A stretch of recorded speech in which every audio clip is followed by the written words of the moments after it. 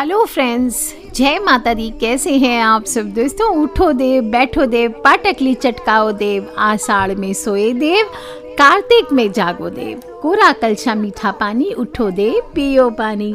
दोस्तों, जैसे ही देव उठनी एकादशी आती है, घर घर देव उठाए जाते हैं, सभी शुभ कार्य फिर से आरंभ हो जाते हैं। आषाढ़ माह के शुक्ल पक्ष की एकादशी के बाद जब भगवान सो जाते हैं, यानी श्री हरि भगवान विष्णु 4 मास के लिए सोते हैं, तो फिर सीधा देव उत्थान एकादशी के दिन ही देवताओं को जगाया जाता है। चातुर्मास का समापन होता है, शुभ मुहूर्त का प्रारंभ होता है और सभी देवता अपने अपने कार्यभार ग्रहण कर लेते हैं। कहते हैं कि एक बार भगवान श्रीमन नारायण से लक्ष्मी मैया कहती है कि आप दिन रात जागते रहते हैं और जब सोते हैं तो लाखों करोड़ों वर्षों तक सो जाते हैं। उस समय समस्त चराचर का नाश हो जाता है। ऐसे में आपको प्रतिवर्ष नियम से निद्रा लेनी चाहिए, तो मुझे भी विश्राम करने का समय मिल जाएगा। लक्ष्मी माँ की बात सुनकर नारायण मुस्कुराकर कहते कि मेरे जागने से सब देवों को और खासकर तुमको कष्ट होता है, इसलिए तुम्हारे कथानुसार आज से मैं प्रतिवर्ष 4 माह वर्षा ऋतु में शयन किया करूंगा। उस समय तुमको और देवगणों को अवकाश मिल जाया करेगा। मेरी यही निद्रा अल्प निद्रा और प्रलयकालीन महानिद्रा कहलाएगी। मेरी अल्प निद्रा भक्तों के लिए परम मंगलकारी उत्सवप्रद होगी, पुण्यवर्धक होगी और इस काल में जो भी भक्त मेरे शयन की भावना कर मेरी सेवा करेंगे तथा शयन और उत्पादन के उत्सव आनंद पूर्वक आयोजित करेंगे, उनके घर में तुम्हारे सहित मैं निवास करूंगा। कोई भी विवाह, नया निर्माण, कारोबार, मुंडन आदि जो 16 संस्कार होते हैं, ये नहीं किए जाते हैं। और चातुर्मास के दिनों में कहा जाता है ट्रैवलिंग भी नहीं करनी चाहिए। इन दिनों एक ही जगह पे रुकना चाहिए और इसीलिए आप देखते होंगे साधु सन्यासी जो है किसी एक नगर या बस्ती में ठहरकर धर्म के प्रचार का इन दिनों काम करते हैं। कई धार्मिक कार्यक्रम, सत्संग, भागवत आदि के आयोजन होते हैं और सभी लोग इसके बाद अपनी अपनी परंपरा के अनुसार केले, गन्ने का मंडप सजाकर नीचे चावल के आटे का चौक पुरा करके माता लक्ष्मी और श्री हरि विष्णु को प्रसन्न करने के लिए उनको जगाते हैं। दोस्तों, कहते हैं कि इस पूजा को करने से या इस भाव को मानने से, इसके प्रभाव से बड़ा पाप क्षण मात्र में ही नष्ट हो जाता है। तो बहुत ही खास एकादशी है। अन्य एकादशियों की भांति ही सभी नियमों का पालन होता है, लेकिन इस दिन तुलसी विवाह भी कराया जाता है और विष्णु भगवान को जगाया भी जाता है। दोस्तों, इस बार जो एक खास तिथि है, एकादशी तिथि है, 9 नवंबर 11 को 6:46 यानी शाम को 6:46 से स्टार्ट हो रही है और अगले दिन यानी 12 नवंबर को 4:04 PM यानी शाम को 4:04 तक रहने वाली है। तो ऐसे में 12 नवंबर को उदय तिथि का भान रखने के कारण देव उठनी एकादशी इसी दिन रखा जाएगा। जो लोग भी व्रत करेंगे 12 को, 13 को 6:42 से सुबह 8:51 तक पारण कर सकते हैं। और तुलसी विवाह जो कराना चाहते हैं, देवोत्थान मुहूर्त जानना चाहते हैं, उनको बता दूं सुबह सुबह आप 6 बजे से 7 बजे तक अमृत बेला में पूजा कर सकते हैं या फिर सुबह 9 बजे से 10:30 बजे तक देव जगा सकते हैं या तुलसी विवाह कर सकते हैं। और वैसे तुलसी विवाह शाम को करना चाहिए और शाम को बेस्ट होता है प्रदोष काल का मुहूर्त 6 से 7:30 बजे तक का। दोपहर को भी किया जा सकता है 3 से 4:30, 4:30 से 6 बजे, दोनों ही मुहूर्त बहुत अच्छे हैं। और इस बार तो देव उठनी एकादशी पर बड़े सुंदर सुंदर योग बने हैं। हर्षण योग है, सर्वार्थ सिद्धि योग है, रवि योग है। तीनों ही बहुत शुभ योग कहे गए हैं और इन योगों में काम या पूजा लोगों को प्रसन्नता प्रदान करती है, कार्यों में सफलता प्रदान करती, जीवन में सुख समृद्धि बनी रहती है। इस दिन क्या करना चाहिए? अन्य दिनों की भांति सुबह जल्दी उठें, हथेलियों के दर्शन करें, धरती माँ को प्रणाम करें, घर की साफ सफाई करके स्नान करें और विष्णु भगवान की कृपा पाने के लिए आज के दिन स्नान करते समय जल में आप 1 चुटकी हल्दी डाल लें। भगवान का पसंदीदा रंग पीला है, पीतांबरधारी हैं प्रभु, तो उनको भी पीले रंग से श्रृंगार कराएं, खुद भी स्वयं भी पीला पहने श्रृंगार करें। फिर 1 लोटा जल सूरज भगवान को अर्पित करना है। ओम सूर्याय नमः, ओम आदित्याय नमः, ओम भास्कराय नमः, ओम भूर्भुवः स्वः तत्सवितुर्वरेण्यं भर्गो देवस्य धीमहि धियो यो नः प्रचोदयात् बोलते हुए जल अर्पित करें और 1 लोटा जल इसके बाद अपने पितृगण को अर्पित कीजिए। दक्षिण मुखी हो जाइए, उसी लोटे में जल ले लीजिए और ओम सर्वेभ्यो पितृभ्यो नमो नमः, ओम सर्वेभ्यो पितृभ्यो नमो नमः ये बोलते हुए जल अर्पित करना चाहिए।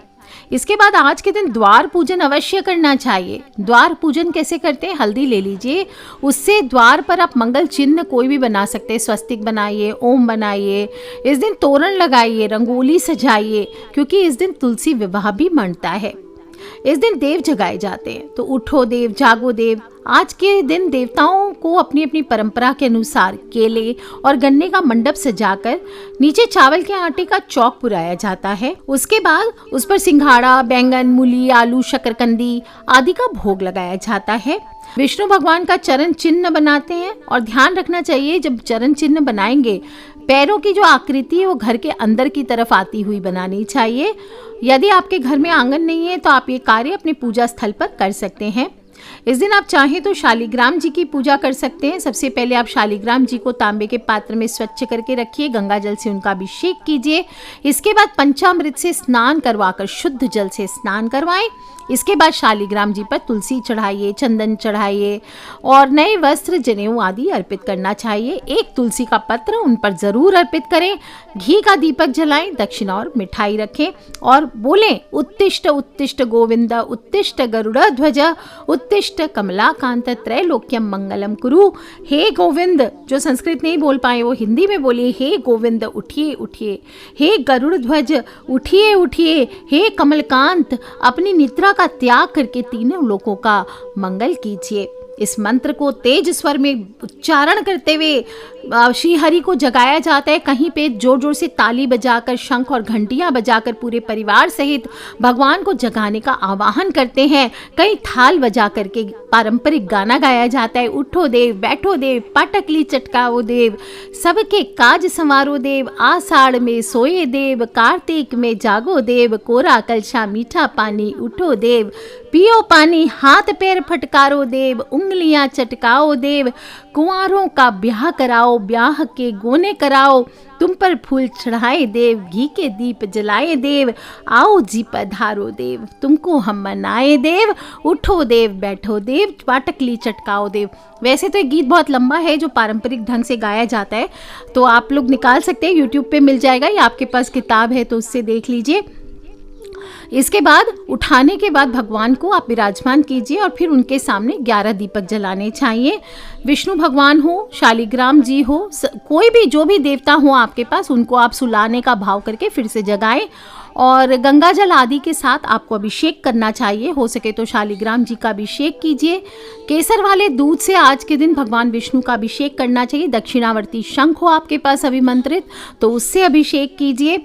अष्टगंध अर्पित कीजिए, चंदन, जनेऊ, पीले फूल, तुलसी दल सभी चीज़ें अर्पित कीजिए। धूप दीप कीजिए, आरती करें, भोग लगाएं और ध्यान रखें भोग में भगवान को सात्विक चीज़ें चढ़ाएं और भोग में तुलसी पत्र अवश्य शामिल करें।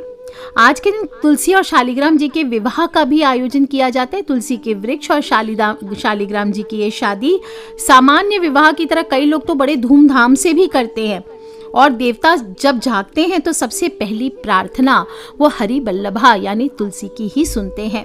इसलिए तुलसी विवाह को देव जागरण के पवित्र मुहूर्त में जरूर करना चाहिए। इसका अर्थ है तुलसी के माध्यम से भगवान का आवाहन करना। दोस्तों, कहते हैं कि जिन दंपतियों के कन्या नहीं होती है वे जीवन में अगर एक बार भी तुलसी विवाह कर दें तो उनको कन्यादान का पुण्य प्राप्त हो जाता है। इसके लिए तुलसी के पौधे का चारों तरफ स्तंभ बनाएं, तोरण सजाएं, रंगोली से अष्टदल कमल बनाइए, शंख चक्र और गाय के पैर आदि बनाइए। तुलसी माँ को स्थापित करें, उनकी पंचोपचार सर्वांग पूजा करें और शालिग्राम जी या विष्णु भगवान को स्थापित कर दोनों का हाथ जोड़ा बंधन करना चाहिए। बोले, श्रीम ह्रीम क्लीम ऐं वृंदावन्यै स्वाहा, ओम श्री तुलसी विद्महे विष्णु प्रियाय धीमहि तन्नो वृंदा प्रचोदयात् बोलते हुए पूजन करना चाहिए। घी के दीप जलाएं, धूप दिखाएं, तुलसी के चारों ओर दीपदान करें। बोले, ओम श्री तुलसी विद्महे विष्णु प्रियाय धीमहि तन्नो वृंदा प्रचोदयात्। और इसके अलावा आप लक्ष्मी अष्टोत्र या दामोदर स्तोत्र भी पढ़ सकते हैं। जिन दंपतियों के यहाँ संतान नहीं हुई वो तुलसी नामाष्टक का पाठ करें। इससे ना सिर्फ शीघ्र विवाह होता है बल्कि कहते हैं कि बिछड़े हुए संबंधी भी निकट आ जाते हैं। और शालिग्राम जी पर तुलसी जरूर चढ़ाएं। इससे 10,000 गोदान के बराबर फलों की प्राप्ति कही गई है। और विवाह आयोजन कर सके तो ठीक है, नहीं तो कम से कम देव उठनी एकादशी पर तुलसी के पास एक दीपक जरूर लगाइए और तुलसी के पौधे में एक सुपारी, एक सिक्का 11 दाने चावल के, 11 दाने मूंग के और 11 लौंग अपने पूरे घर में घुमा करके आप इस रात्रि में दबा दीजिए। आप देखिए, आपके घर से जो भी विघ्न बाधाएं होंगी, जो भी कष्ट होंगे, वो दूर हो जाएंगे। लक्ष्मी मैया सदा आपके परिवार की रक्षा करेगी। इस दिन आप चाहें तो पीपल के पेड़ पर जल और कच्चा दूध भी अर्पित कर सकते हैं, घी के दीपक जला सकते हैं। ऐसा करने से भी लक्ष्मी माता प्रसन्न होती है और कर्ज से मुक्ति मिलती है, आर्थिक समस्याओं से राहत मिलती है। जो भी पूजन करेंगे, गरीबों को भोजन कराना, दान करना, ये जरूर कहा गया है हमारे शास्त्रों में। ऐसा करने से भगवान बहुत प्रसन्न होते हैं, धन लाभ के योग होते हैं, क्योंकि इस व्रत की महिमा इतनी अनंत है, मैं कहती जाऊं तो शायद कहती चली जाऊं। और इस व्रत का महात्म्य इतना है कि एक बार ब्रह्मा जी नारद मुनि से कहते हैं, हे मुनि श्रेष्ठ, आप पापों को हरने वाली, पुण्य और मुक्ति देने वाली एकादशी महात्म्य सुनिए। पृथ्वी पर गंगा की महत्ता और समुद्रों तथा तीर्थों का प्रभाव तभी तक है जब तक कि कार्तिक की देव प्रबोधिनी एकादशी तिथि नहीं आती। मनुष्य को जो फल 1000 अश्वमेघ और 100 राजसूय यज्ञों से मिलता है, वही सिर्फ प्रबोधिनी एकादशी के व्रत से प्राप्त हो जाता है। तब नारद जी कहते हैं, हे पिता, एक समय भोजन करने, रात्रि को भोजन करने तथा सारे दिन उपवास करने से क्या फल मिलता है, सो विस्तार पूर्वक कहिए। तब ब्रह्मा जी कहते हैं, हे पुत्र, एक बार भोजन करने से 1 जन्म और रात्रि को भोजन करने से 2 जन्म तथा पूरा दिन उपवास करने से 7 जन्मों के पाप नष्ट होते हैं। जो वस्तु त्रिलोकी में ना मिल सके और दिखे भी नहीं, वह हरि प्रबोधिनी एकादशी के व्रत से प्राप्त हो सकती है। मेरू और मंदराचल के समान भारी पाप भी नष्ट हो जाते हैं। अनेक जन्म में किए हुए पाप समूह क्षण भर में भस्म हो जाते हैं, जैसे रुई के बड़े ढेर को अग्नि की छोटी सी चिंगारी पल भर में भस्म कर देती है। विधि पूर्वक थोड़ा सा पुण्य कर्म बहुत फल देता है, परंतु विधि रहित अधिक किया जाए तो वह भी उसका फल कुछ नहीं मिलता। संध्या न करने वाले, नास्तिक, वेद निंदक, धर्म शास्त्र को दूषित करने वाले, पाप कर्मों में सदैव रत रहने वाले, धोखा देने वाले, ब्राह्मण और शूद्र पर स्त्री गमन करने वाले तथा ब्राह्मणी से भोग करने वाले, ये सभी चांडाल के समान हैं, जो विधवा अथवा सधवा ब्राह्मणी से भोग करते हुए अपने कुल को नष्ट कर देते हैं। पर स्त्रीगामी की संतान नहीं होती और उसके पूर्व जन्म के संचित सब कर्म नष्ट हो जाते हैं। जो गुरु और ब्राह्मणों से अहंकार युक्त बात करता है, वह भी धन और संतान से हीन हो जाता है। भ्रष्टाचार करने वाला, चांडाली से भोग करने वाला, दुष्ट की सेवा करने वाला और जो नीच मनुष्य की सेवा करता है या संगति करता है, ये सब पाप हरि प्रबोधिनी एकादशी के व्रत से नष्ट हो जाते हैं। जो मनुष्य इस एकादशी के व्रत को करने का संकल्प मात्र करते हैं, उनके 100 जन्मों के पाप नष्ट हो जाते हैं। और जो इस दिन रात्रि जागरण करते हैं, उनके आने वाली 10,000 पीढ़ियां स्वर्ग को जाती है। नरक के दुखों से छूटकर प्रसन्नता के साथ सुसज्जित होकर वे विष्णु लोक को जाते हैं। ब्रह्म हत्या आदि महान पाप भी इस व्रत के प्रभाव से नष्ट हो जाते हैं। जो फल समस्त तीर्थों में स्नान करने, गौ, स्वर्ण और भूमि का दान करने से होता है, वही फल इस एकादशी की रात्रि के जागरण से मिलता है। इस व्रत के बारे में श्री कृष्ण भगवान ने कहा है कि देव उठनी एकादशी के रात्रि जागरण पर पूजा करने से साधक की आने वाली 10 पीढ़ियां विष्णु लोक में स्थान प्राप्त करती है, पितृ नरक से मुक्ति पाते हैं। इसके बारे में धर्मराज युधिष्ठिर एक बार कहते हैं भगवान श्री हरि कृष्ण से कि हे भगवान, मैंने कार्तिक कृष्ण एकादशी अर्थात रमा एकादशी का सविस्तार वर्णन सुना। अब आप कृपा करके मुझे कार्तिक माह के शुक्ल पक्ष की एकादशी के विषय में बतलाइए। इस एकादशी का नाम क्या है, इसका व्रत करने का क्या विधान है, विधि क्या है, किसने क्या फल की प्राप्ति की, सभी चीजें विधान पूर्वक कहिए।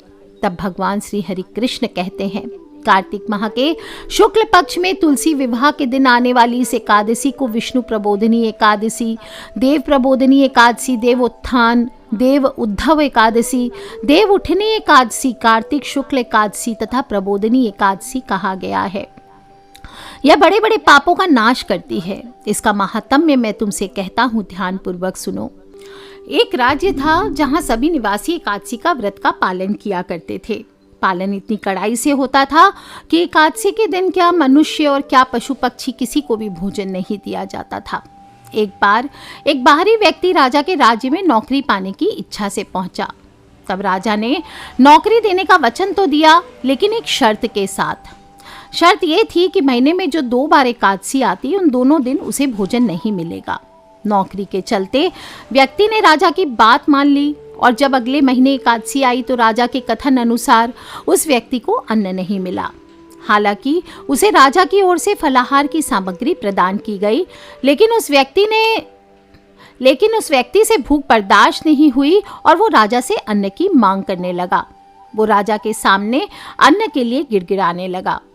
राजा ने उस व्यक्ति को नौकरी की शर्त याद दिलाते हुए अन्न देने से मना कर दिया, मगर भूख से बेबस वो व्यक्ति अन्न की मांग करता रहा, जिसके बाद राजा ने उसे अन्न देने का आदेश जारी कर दिया।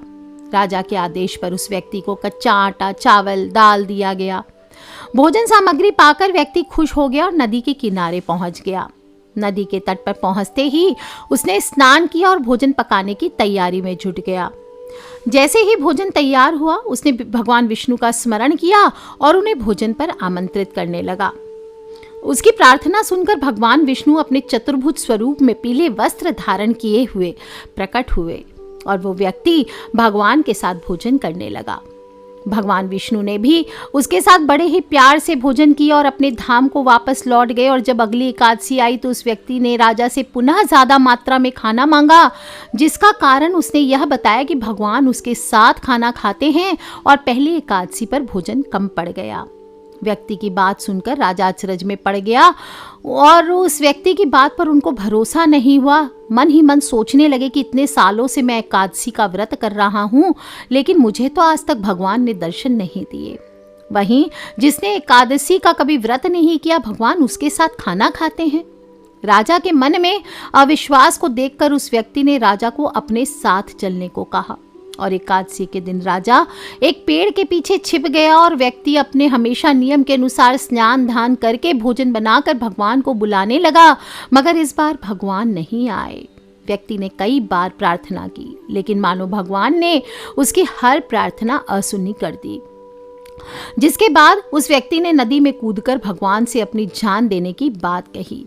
वह व्यक्ति नदी में कूदने ही जा रहा था, तभी भगवान प्रकट हो गए और उसे रोक लिया और उसके साथ बैठकर भोजन करने लगे।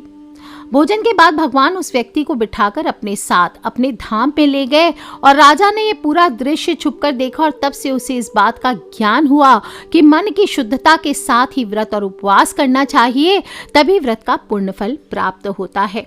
इस घटना के बाद से राजा भी बड़े ही पवित्र मन से व्रत और उपवास करने लगे और जीवन के अंत में उन्हें भी स्वर्ग की प्राप्ति हुई। तो बोलिए श्री हरि विष्णु भगवान की जय। दोस्तों, सभी को कुछ करे ना करें, देवउठनी एकादशी पर बहुत ही दुर्लभ संयोगों में ये दिन आया है, तो सभी लोग व्रत जरूर करें। व्रत ना भी कर सके तो कोशिश करें कि इस दिन अन्न का सेवन ना करें, फलाहार करें, सेंधा नमक का सेवन करें और भगवान विष्णु और माता लक्ष्मी की पूजन करें। शाम को तुलसी माँ के सामने एक दिया जरूर जलाइए और जो मैंने बताई है सुपारी, सिक्का, मूंग, चावल आदि दबाना, वो आपको जरूर करना, अपनी मनोकामना को बोलकर दबाना है और इससे आपके जीवन में हमेशा खुशहाली बनी रहेगी और घर में सुख समृद्धि का वास होता है। जीवन में आने वाली परेशानियों से छुटकारा मिलता है और कहते हैं कि आने वाली जो जनरेशन है 7 पुश्त तक माला माल होते हैं, सभी करोड़पति होते हैं और सालों भर सुख और पैसा बरसता है। तो कर लीजिए उपाय दोस्तों, खिलखिलाते रहें, मुस्कुराते रहें और अकेले इसको नहीं सुनना है, अपने फ्रेंड्स, फैमिली, मम्मी पापा, भाई बहन, बच्चे सभी लोगों से छोटे छोटे उपाय बताती हूँ, करते रहा करें, क्योंकि हमें नहीं पता कौन सा उपाय कब किसकी लाइफ बदल दे। So love you all friends, take care, जय माता दी, बम बम भोलेनाथ की। और एक अनाउंसमेंट है, जो हम लोगों ने लॉटरी स्टार्ट की थी और आप सभी को पता है बड़ी दुखद घटना आश्रम में हुई है मेरे गुरु भाई के निमित्त, तो उसकी वजह से सभी से क्षमा चाहती हूँ। इतने दिनों तक आप सभी से मैं दूर रही और लॉटरी को कंटिन्यू रखने का आदेश देती हूँ। तो आज के लिए इतना ही दोस्तों, खिलखिलाते रहें, मुस्कुराते रहें, take care friends, love you all, जय माता दी, बम बम भोलेनाथ की जयकारा, शेरा वाली दा बोल, सांचे दरबार की जय, विष्णु भगवान की जय, लक्ष्मी मैया की।